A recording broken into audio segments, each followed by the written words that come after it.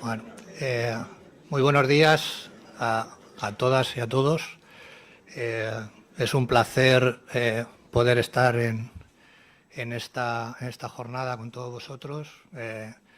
Es un placer además añadido el poder volver a Andalucía, la que considero también mi casa, después de haber estado 4 años aquí trabajando, de haber tenido el privilegio de participar en un proyecto que me ha dado la oportunidad la consejera de Empleo y, aunque no esté presente, quiero agradecerle públicamente, y que me tuvo por Sevilla y por toda Andalucía durante los anteriores 4 años.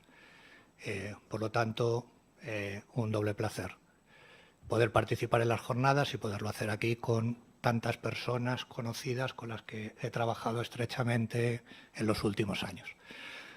La intervención que voy a hacer, que la he dividido en 3 partes, es una suma de el trabajo o el estudio académico que tenía antes de llegar a Andalucía y la experiencia de gestión de 4 años en la aplicación y la puesta en práctica de políticas activas de empleo en Andalucía.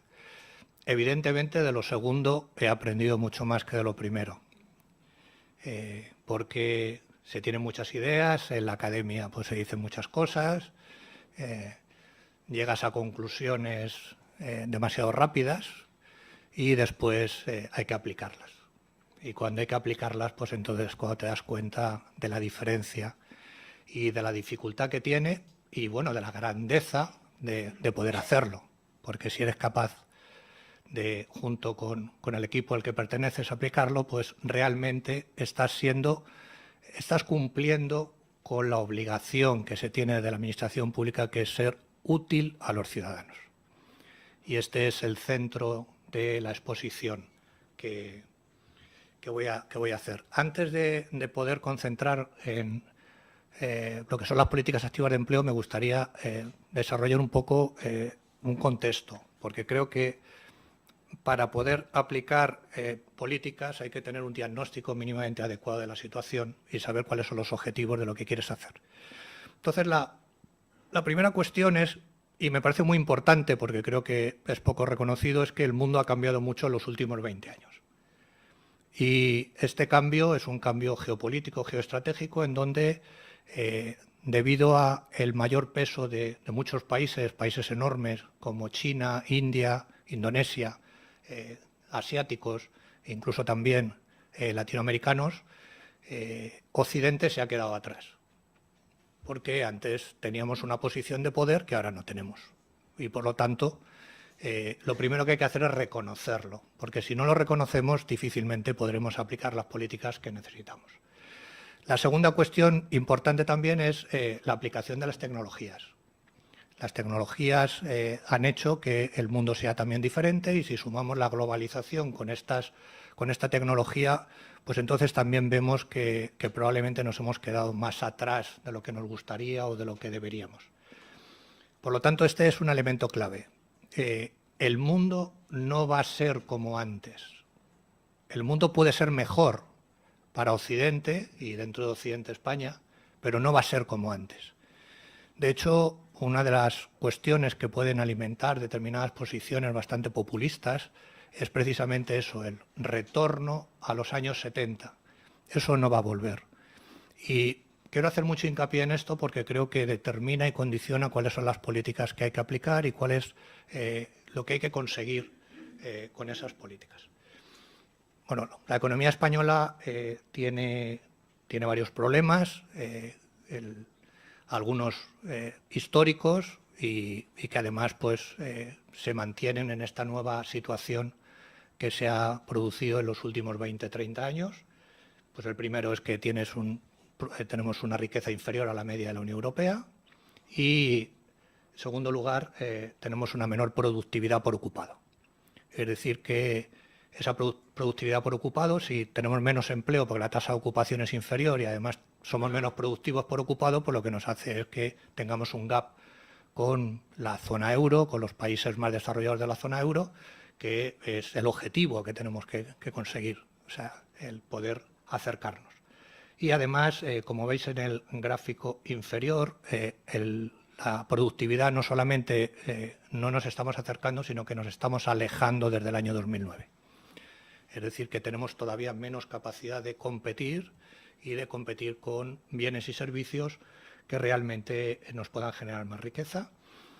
Los síntomas en el mercado laboral pues, son evidentes y conocidos. Tenemos una tasa de desempleo superior también a la media de la zona euro y además con un nivel de dualidad muy importante. Es decir, esta aplicación masiva de la tecnología en un mundo globalizado lo que hace es que las personas que tienen más cualificación o que desarrollan trabajos en los sectores de mayor cualificación pues tienen un nivel de renta elevado, pero hay otras personas que son las que desarrollan actividades con menos cualificación que se están quedando atrás. Y eso se nota en las remuneraciones, en menor cantidad de trabajo, tiempo parcial, es decir, una serie de estacionalidad, una serie de circunstancias que lo que hace es que se esté incrementando también la desigualdad dentro del mercado laboral. Y ese proceso de incremento de desigualdad es peligroso para la convivencia y para la mejora de las relaciones sociales. La productividad es la clave. Si no somos más productivos, difícilmente vamos a poder mejorar esa riqueza y, por lo tanto, nos tenemos que concentrar en ello y dentro de lo que es España, que tiene un modelo muy descentralizado, pues hay también un intenso desequilibrio regional, como veis, y Andalucía, Extremadura, Murcia, Castilla-La Mancha tienen ratios que difícilmente superan el 75% de la media de España y, por lo tanto, pues eso también nos da un nuevo elemento de desigualdad a nivel regional y que también nos tiene que preocupar y que lo tenemos que incorporar dentro de nuestro análisis porque hay que actuar de diferente manera dependiendo de esta situación. ¿Cuáles son las causas o las principales causas de este menor empleo y de la menor productividad? Bueno, pues también son conocidas, voy a intentar pasar lo más rápido posible. Tenemos menos número de empresa y de inferior dimensión y como tenemos menor cantidad y de peor calidad, pues evidentemente nos cuesta más competir en este nuevo escenario de un mundo más complejo. Tenemos una excesiva y compleja normativa regulatoria. Es decir, somos un país que nos encanta normar y regular, aunque después no se cumpla. Y cuando estás dentro de la administración pública te das cuenta de que hay normas que son contradictorias y si encima pues hay por territorios pues todavía más. Es decir, que hay que habría que intentar un ejercicio de simplificación. O sea, no digo que no haya necesidad de regular, que la hay, pero hay que regular de manera eficaz. Tenemos una insuficiente flexibilidad interna para adaptarnos a los cambios económicos sobrevenidos. Para mí el mejor ejemplo es la negociación colectiva.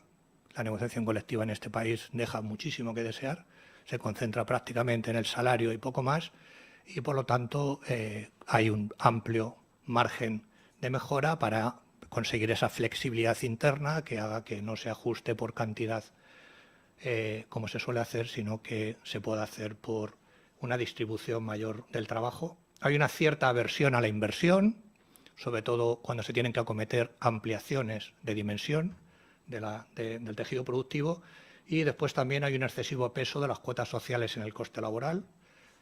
La cuota del empleador es 2 puntos por encima de la media de la Unión Europea y es verdad que los costes laborales totales son superiores, pero también inferiores, pero también la productividad española, como hemos visto, es inferior en más de un 25%. Causas de la menor productividad, pues bueno, también son muy conocidas. Lo que pasa es que bueno, son conocidas y ahora lo que vamos a ir después es a ver cómo podemos colaborar a reducirla. Primero, la formación de las personas, tanto de los trabajadores como los empresarios, es manifiestamente mejorable. En el intermedio estaba hablando, yo soy profesor de universidad ahora y sinceramente cada cohorte que viene tiene menor conocimiento. Y además no es que lo diga yo solo, sino que todas las personas o los docentes, los que nos gusta la docencia, lo compartimos. Y eso es un problema. Segundo, pues hay insuficiente investigación y desarrollo, es decir, el nivel de tecnología español pues, es menor. Y después también hay un deficiente funcionamiento de las administraciones públicas. Y esto no es, que nadie lo entienda como que es por culpa de los empleos públicos que están dentro, porque la mayor parte de los empleos públicos, yo he desarrollado tareas de gestión tanto en la Administración General del Estado, en la Seguridad Social, como en una comunidad autónoma, y la mayor parte son muy buenos. Es más, un porcentaje cumple con creces sus obligaciones, aunque también es cierto que hay una parte que tendríamos que mirar por qué no cumple y qué hacer también para que lo cumpla. Por lo tanto, son temas difíciles de abordar y sobre todo son difíciles de abordar a corto plazo. Es decir, que tenemos que tomar decisiones que nos permitan mejorarlo. Bueno, esto me lo voy a saltar, pues son causas de la productividad, sería concentrarme en algunas cosas que son importantes, como por ejemplo que el nivel educativo, pues en España hay demasiadas personas que solamente han acabado la educación secundaria.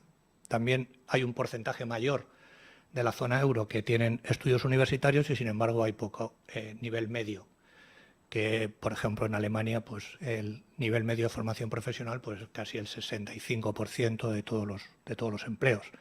Es decir, que también habría que pensar sobre cómo poder conseguir mejorar por abajo, pero también adecuar esa educación a las necesidades o a las posibilidades de tu tejido productivo, porque si no nos encontramos con ineficiencia y con muchas frustraciones. Yo tengo 2 hijas y por lo tanto lo sé, mayores ya, y la falta de adecuación del tejido productivo español, pues lo que ha hecho o que hace en algunos casos, fundamentalmente los mejores, es que se vayan de España. Entonces, estamos pagando nosotros la educación y, sin embargo, estamos transfiriendo la riqueza a otros lugares. Las políticas activas de empleo, evidentemente, no son la solución mágica a todo lo que estoy diciendo, porque lo que estoy diciendo es la suma de muchas políticas y algunas políticas, incluso las que se toman decisiones en otros lugares, en la Unión Europea, a nivel mundial, pero las políticas activas de empleo sí son una herramienta importante que tenemos que intentar, que tenemos que utilizar. Y aquí yo lo resumiría, y esto sí que es la experiencia de los últimos 4 años, las políticas activas de empleo tienen que ser útiles. Y entonces, con sinceridad, pienso que tenemos un camino importante que recorrer dentro de estas políticas activas de empleo. 3 componentes de las políticas activas: los servicios públicos de empleo, que tienen que ser útiles en la orientación y ser eficaces en la intermediación. Creo que hay mucho camino por recorrer y, por lo menos en Andalucía, se está intentando con fuerza y con un equipo gestor magnífico y con un diseño que creo que es interesante. La formación para el empleo, los contenidos tienen que ser útiles para las personas y las empresas. Sinceramente creo que también hay mucho camino por recorrer. Y el tercero es que los incentivos al empleo también tienen que ser útiles a los objetivos que se quieren conseguir, que habitualmente es integrar a personas que tienen mayor dificultad para acceder al mercado laboral y también, y en esto lo hemos visto con la pandemia, también se puede utilizar de manera eficaz en ciclos económicos. Medidas que en un punto del ciclo no son, serían peso muerto, pues en otros momentos del ciclo, sin embargo, sí que han funcionado. Por lo tanto, lo que tenemos que intentar evitar es ese peso muerto y concentrarnos en gastarnos el dinero público de la mejor manera posible. Mi opinión es que hay margen de mejora. Después, los trabajos de evaluación que ha hecho la IREF pues también llegan a la misma conclusión. Dentro de su línea de trabajo de Spending Review, lo que dice es, en primer lugar, que es difícil conocer cuáles son todas las políticas activas de empleo que se hacen en España, porque tenemos un modelo descentralizado con competencias compartidas entre el Servicio Público de Empleo dentro del Servicio Nacional de Empleo, pero no fluye tampoco la información respecto a qué se hace y cuáles son las políticas. Y la IREF dice que aproximadamente se puede estar gastando 0,5 puntos del PIB en el año 2019, que es el último, que ese 0,5% sería muy parecido a la media de la zona euro, pero claro, si miramos la tasa de desempleo española, pues vemos que entonces es inferior. pero además si miramos un poco más y ponemos el zoom, vemos que se gasta más dinero en incentivos para el empleo y menos en servicios públicos de empleo y en formación. Y creo que en eso sí que hay dentro de la doctrina o dentro de todos los estudios o los estudiosos o los expertos en la materia, pues consideran que son mucho más importantes y más eficaces las políticas de formación para el empleo, de servicios públicos para el empleo, que incentivos para el empleo cuando se tienen que desarrollar. Voy a intentar hacer un repaso a los tres componentes del servicios públicos para el empleo, formación e incentivos para el empleo, y ahora sí intento concentrarme en las cosas o lo que yo he aprendido y algunas de las conclusiones que desde mi punto de vista merece trasladar.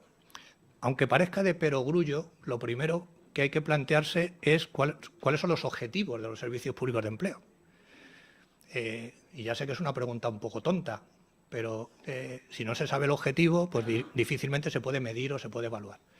Y los objetivos es resolver las necesidades del tejido productivo, de las empresas y de los trabajadores, tanto de los que están en desempleo como de aquellas personas que están ocupadas y quieren mejorar. Y además hay que concentrar mucho y poner el foco que las empresas son las que generan empleo.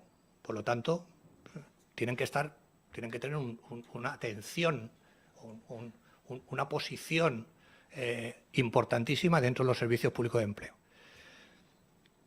Y tenemos que asumir que tenemos que atender a las personas dándole cosas útiles, orientándoles de manera útiles para que puedan mejorar la empleabilidad y también su productividad. Y el principal activo que tenemos son las oficinas de empleo. Entonces, todas las cosas que pensemos, tenemos que ponernos en una oficina de empleo, la mesa de la persona que está en la oficina de empleo, y que la herramienta que le demos le sea útil a esa persona y a las personas que atienden. Porque si no nos ponemos en esa situación, en esa posición, pues podemos hacer muchas alegorías intelectuales, pero no son prácticas. Y por eso es muy conveniente el pasearse por las oficinas y ver lo que sucede allí, para ver cuáles son las necesidades. ¿Qué es lo que nosotros vimos cuando, y digo nosotros porque aunque me han puesto como autor intelectual, no sé si de algo bueno o de algo deficiente, todo lo que se ha hecho ha sido porque hay un equipo de personas que han trabajado, que han colaborado. Quiero destacar a la actual secretaria general de empresa, pero también a todo el personal del Servicio Andaluz de Empleo, algunos de los que están representando, César en la oficina del dato, Pablo y compañía, es decir, mucha gente que realmente se ha creído el proyecto y que entre todos pues, lo hemos diseñado. Lo primero que hay que tener es información, y aquí es donde yo creo que tiene la principal relación, y es cómo se titula la ponencia. Información para las políticas activas. Y la información tiene que venir de diferentes fuentes. La primera que tenemos que tener es una información detallada y actualizada de todas las personas que se pasan por las oficinas y las que no se pasan. Porque tenemos que incentivarles a que se pasen por la oficina de empleo.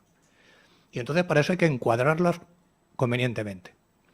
Y no se trata de hacer cuestionarios de 25 páginas, sino que hay que hacer cuestionarios que sean útiles, que sean homogéneos y que realmente puedan servir para después poder machear, casar con la intermediación. Y he dicho una cosa, actualizados.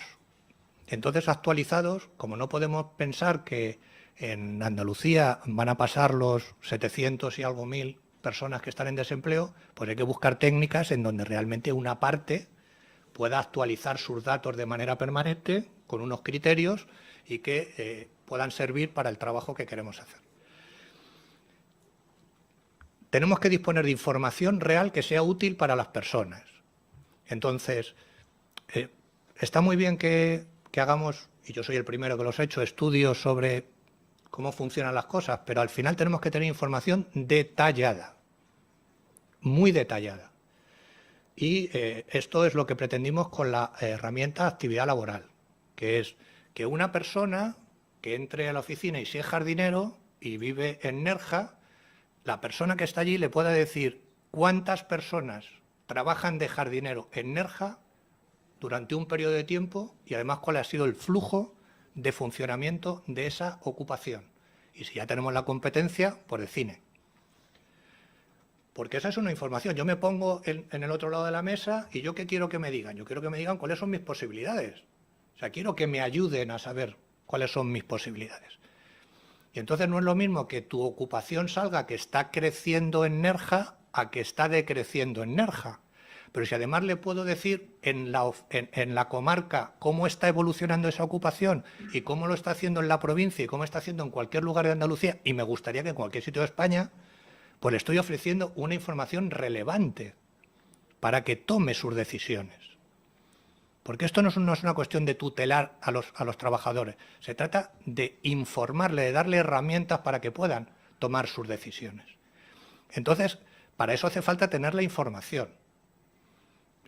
Hemos conseguido información de afiliación anonimizada cada trimestre, información de contrata mensualizada también, desde el año 2012, pero seguro que la podemos mejorar, seguro que se puede mejorar. Digo, todos lo podemos mejorar para que realmente podamos darle esa información real a los trabajadores que le pueda valer para tomar sus decisiones.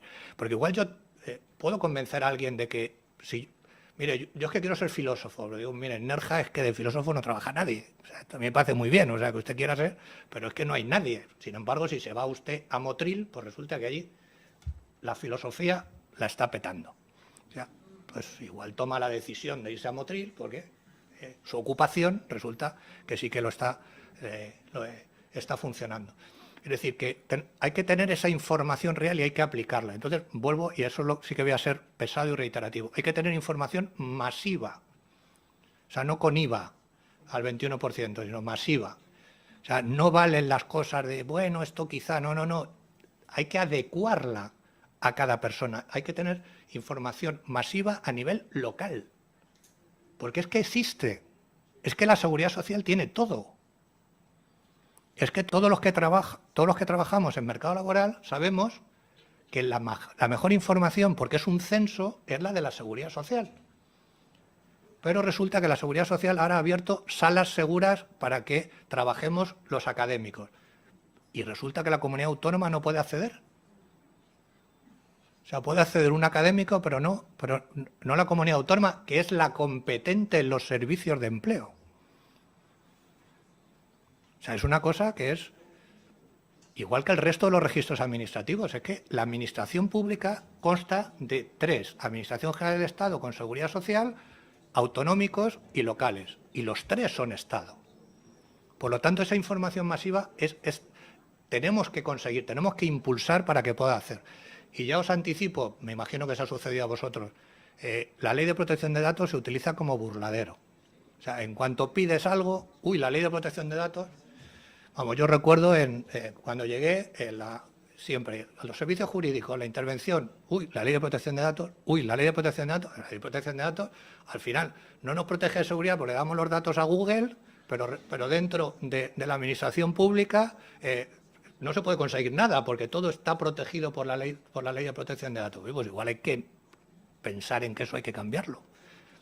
O hay que trabajar en seguridad, no sé, pero algo hay que hacer. Por lo tanto, esa información tiene que tener y después hay que ampliar la intermediación y para ampliar la intermediación volvemos a lo mismo. O sea, tenemos que tener información de encuadramiento que sea fiel de las personas para con los mismos cuestionarios ir a la empresa y conseguir que confíen en los servicios públicos de empleo. Es decir, a mí es que me da envidia LinkedIn porque yo me he entrevistado con ellos y tenían 500.000 veces más información que el Servicio Andaluz de Empleo. 500.000 veces. Eso sí, me lo cedía previo pago de su importe. Hace bien, es un negocio. Pero, o sea, no podemos vivir de espaldas a las empresas. Tenemos que conseguir que las empresas confíen en nosotros. Y para eso hay que hacer también cambios. Y uno de ellos tener información, no solo. En Andalucía tardamos 2 años en cambiar el criterio de antigüedad. Porque resulta que el criterio de antigüedad era que como tienes que mandar a los 12 más antiguos, pues o estaban descualificados o desactualizados, o pasaban otras cosas que no quiero mencionar, pero que también pasan. Entonces, claro, la empresa, la tercera vez que le mandas, te dice, pues no me mande más gente, ya me busco yo la vida. Como decíais anteriormente, 3 de cada 4 se hace a través de contactos personales. Pero claro, se hace a través de contactos personales porque otros no funcionan. Y hay que reconocer que InfoJob pues, maneja más información que nosotros y tenemos que conseguir que sea lo contrario para hacerlo. Pero para eso hay que poder machear, y para poder machear hay que tener normativa adecuada e información suficiente para hacerlo. Y después para orientar igual. Si no tenemos información masiva de las personas, ¿cómo le vamos a poder orientar? Diciéndole que se vaya a InfoJob, que haga cualquier curso de formación. Para eso necesitamos saber cómo está la ocupación en su localidad, en otro lugar, cuáles son las relaciones de esa ocupación con las competencias y que, por lo tanto, si usted adquiere 2 competencias más, su margen de empleabilidad va a pasar de esto a esto de grande. Quiere decir, todo eso es información, información. Y permitidme que sea pesado, es el centro de todo. O sea, tenemos que conseguir cambiar la administración pública del siglo XX a la del siglo XXI. Y eso significa Big Data y otra serie de cuestiones de aplicación tecnológica que se puede hacer. O sea, la capacidad que tenemos ahora mismo de poder manejar información no tiene nada que ver con hace 10 años. O sea, hace 10 años no hubiéramos podido montar una base de datos con todos los datos de contrata a 4 dígitos de ocupación y de afiliación a 2 dígitos y también 4 de ocupación mensuales desde el año 2012, porque no sabíamos ni dónde, o sea, no hubiéramos podido procesar y sin embargo la podemos tener, la podemos batir. Entonces, tenemos que hacer eso. Yo les decía cuando iba a las oficinas que teníamos que hacer un servicio andaluz de empleo que pasara del tablón de anuncios a la oficina de los datos. Porque ese era el avance que queríamos hacer. Por lo tanto, información. Y también organización. Hay que organizar de acuerdo a esta nueva cultura. La cultura, o sea, tenemos que hacer que las oficinas de empleo se organicen de acuerdo a estos criterios de esta información. Por lo tanto, ya no lo prioritario no es solamente darle cariño al desempleado, que está muy bien y hay que seguir dando. O sea, hay que tratar bien a las personas, por supuesto. Pero tenemos que dar cariño con contenido. Y por lo tanto eso significa que la organización también hay que cambiarlo. Hay que aumentar la cualificación de los empleados públicos. Porque pueden tener buena voluntad, pero que se les atragante un gráfico. Y entonces, claro, si inyectas información y hay un rechazo porque no se sabe leer un gráfico, pues tampoco se está cumpliendo. Es decir, que hay que dar formación a los empleados públicos para que se puedan adaptar a estos cambios y, por lo tanto, se pueda sacar el máximo partido de esos cambios organizativos. Y, por último, ponía aplicar las técnicas de perfilado estadístico, que es la información, acceder a información, ordenarla y poder anticipar. Y en esto también hay que tener cuidado. Hay que tener cuidado porque los que somos de la academia somos un poco pedorros. Y entonces, muchas veces escribimos los papers para que nos den un JCR, pero no para que sea práctico. Es decir, los modelos econométricos y otros modelos que se hacen tienen que ser útiles, pero tienen que ser útiles en la oficina. Es decir, no vale con que te salga un algoritmo 0,35 y esté dentro del rango de confianza, por lo tanto la probabilidad lo cumple. Y el señor o la señora de la oficina dice, encantado de conocerte, ¿y esto para qué me vale a mí? Es decir, que hay que hacer herramientas que sean útiles en la oficina de empleo. Y por lo tanto, eso también es un trabajo que están realizando las personas que hay un modelo de perfilado estadístico que está en desarrollo y que siempre hay un ten con ten entre lo que te traen y lo que tú necesitas. Y por lo tanto, hay que tener cuidado para poderlo mejorar. En la formación para el empleo sucede exactamente lo mismo. La formación para el empleo no se trata de dar cursos, sino que hay que dar cursos que sean útiles a la gente. Y entonces aquí nos encontramos, o yo me he encontrado, con algunas limitaciones. La primera es hay una rigidez respecto al contenido de los cursos que, bueno, seguramente tendrán mucha seguridad jurídica o incluirán mucha seguridad jurídica, pero que no son nada prácticos. Entonces, hay muchos cursos de 600 horas, de 800 horas. Pero bueno, ¿cómo le vas a dar un curso de 600 horas a una persona que no ha terminado secundaria porque no quería estudiar? O le vas a tener 600 horas mientras que no le pagan nada y además ese curso realmente interesa a la empresa que le va a contratar. Hay que hablar con las empresas y hay que ver el tejido productivo lo que necesita y entonces probablemente se necesiten más cursos de 80 y no de 600. Y ahí también hay una excesiva rigidez por regulación. O sea, tenemos un montón de cosas que son muy seguras, pero al final los cursos están desiertos, porque a la gente no le interesa. Y dentro de la formación, otra cuestión que hay que cuidar es que quien decide los contenidos no son los que hacen la oferta del curso, lo hace la administración. Porque la administración es el que tiene que saber cuáles son las necesidades, pero también se tiene que ajustar a esos criterios que estoy diciendo. Por lo tanto, cooperación público-privada sí, pero siempre cumpliendo que el resultado de esa cooperación público-privada sea útil para las personas y sea útil para las empresas. La formación es una de las... tiene relación con todo, pero tiene sobre todo relación con la orientación.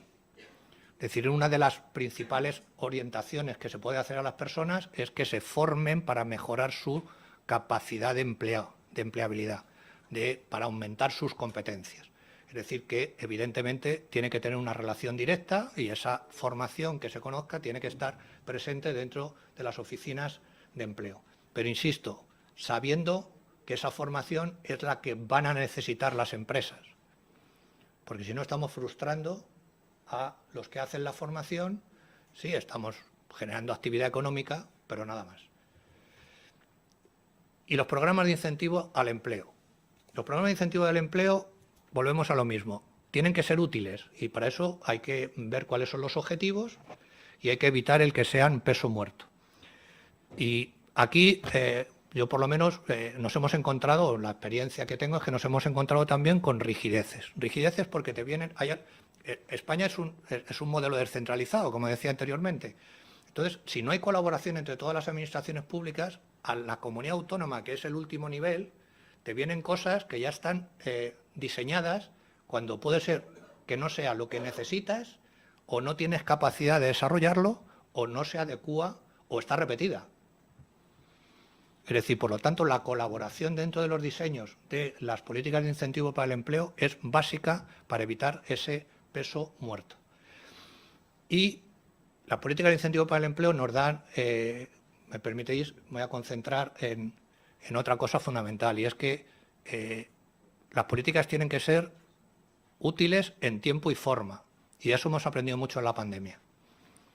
O sea, no vale hacer una política de incentivo para el empleo que se tarda 4 años en gestionarla, porque cuando llega ya no tiene ningún sentido.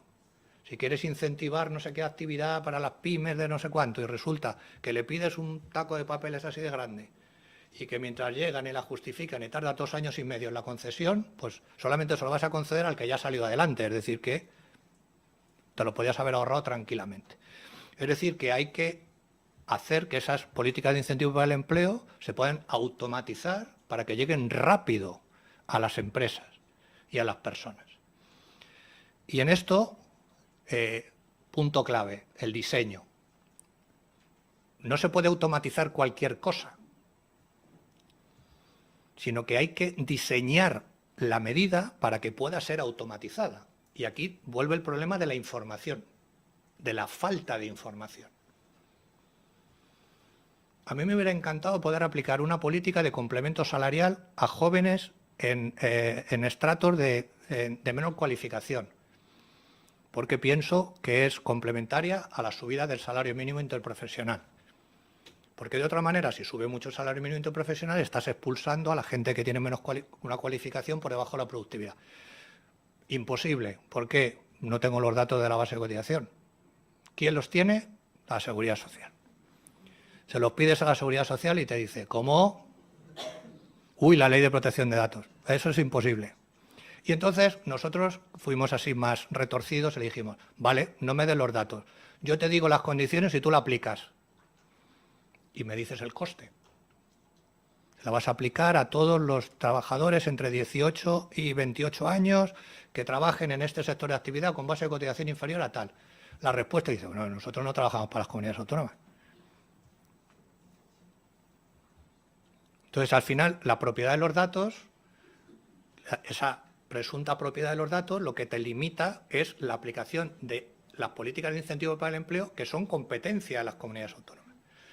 Entonces, nos hemos tenido que retorcer sobre todo la Secretaría General actual, de construir la política al revés, que es, ¿qué tenemos? Y a partir de lo que tenemos, construyo el incentivo. ¿Para qué? Porque lo puedo automatizar y entonces puedo pagar en 45 días. O sea, en Andalucía se han pagado incentivos en 45 días y en 90 días, cosa que antes se tardaban 3 años. Y hemos pagado miles en la pandemia. O sea, tenemos medidas de 70.000, 80.000, 85.000 beneficiarios. Pero hemos tenido que diseñar la política de acuerdo a los requisitos que teníamos. Y por lo tanto no son tan finas como nos hubiera gustado. No podemos ajustar tanto a lo que se necesita. Porque hemos tenido que hacerlo a partir de lo que teníamos, no de lo que nos gustaría tener o de lo que hubieran necesitado tener para poder desarrollar las políticas. Por último, y ya antes de unas pequeñas conclusiones, hay una cuestión que es adicional para que las políticas activas de empleo funcionen y es tener instituciones sólidas, competentes y colaborativas. Entonces, aquí no estamos en una riña de a ver quién es mejor que otro. Se trata de colaborar entre todas las administraciones, porque sin esa colaboración estamos perdiendo eficacia. Y además estamos limitando nuestra capacidad de poder hacer las cosas que se necesitan. Por lo tanto, así que acabo, mejorar la tasa de ocupación y la productividad son objetivos fundamentales de estas políticas activas de empleo y además hacer estas políticas nos permitiría tener una distribución de la renta probablemente más equilibrada de la que hay. Es el objetivo, por lo tanto. Los recursos económicos, en mi opinión, no son la principal restricción para hacer políticas activas de empleo mejores. El dinero siempre viene bien, pero no es la principal restricción, sino que la principal restricción es tener información y tener la mentalidad abierta para afrontar una nueva cultura de funcionamiento. Y eso no vale que lo haga unos individuos de un lugar, de esto de la aldea gala que resiste en no sé dónde. Tiene que haber un cambio en toda la administración y por lo tanto hay que ponerlo como elemento central de lo que hay que hacer en el futuro. Hay mucho margen de mejora, pero la información tiene que estar disponible. Tenemos que acceder a la información, pero para acceder a la información significa que tiene que estar disponible y no siempre está disponible. Y después también hay que mejorar la eficacia de las administraciones públicas, que en muchos casos está en normativas asociadas no al empleo, sino a cosas que te afectan, ley de subvenciones, ley de contratos del Estado, ley de protección de datos, alguna enumeración, y yo algunas veces pienso que esas leyes están escritas en contra de los intereses de la administración pública. Os lo digo con toda sinceridad. En contra, porque para primar tanto la seguridad jurídica, que además en muchos casos no se cumple, lo que pierde es la eficacia. Entonces, eso hay que darle una vuelta para realmente poder afrontar esto con una cultura distinta. Los 3 pilares de las políticas activas de empleo son importantes, los 3 están relacionados, pero se pueden gestionar autónomamente. Es decir, eso no significa que no se pueda gestionar autónomamente cada uno de ellos con la consiguiente interrelación entre ellas. Y una cuestión también muy importante, si se quiere eficaz con las políticas activas de empleo, tiene que haber mucha más relación con las prestaciones económicas. O sea, las políticas activas de empleo no tienen nada que ver con las prestaciones económicas. Y eso es fundamental. Es decir, para aplicar una política activa de empleo es conveniente conocer todas las prestaciones económicas que se están haciendo, el ingreso mínimo vital. Pues hay que saber a quién se paga, por qué se paga, dónde está, qué se puede, pues si no, no le puedes hacer ninguna orientación. Y además el que sea complementario o que sea compatible con el empleo, que ha habido una modificación normativa que va a entrar en enero. Es decir, las políticas activas de empleo tienen que tener una relación muy estrecha con las prestaciones económicas para que realmente podamos conseguir ese nivel de eficacia y eficiencia que es lo que buscamos. Y muchísimas gracias por vuestra atención y estoy a vuestra disposición.